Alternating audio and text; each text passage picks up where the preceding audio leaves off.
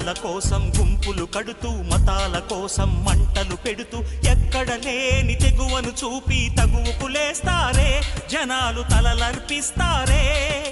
సమూహ క్షేమం పట్టని స్వార్థపు ఇరుకుతనంలో ముడుచుకుపోతూ మొత్తం దేశం తగలడుతోందని నిజం తెలుసుకోరే తెలిసి భుజం కలిపిరారే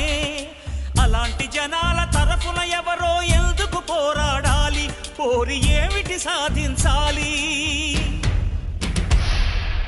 ఎవరి కోసం ఎవరు ఎవరితో సాగించే సమరం ఈ చిచ్చుల సింధూరం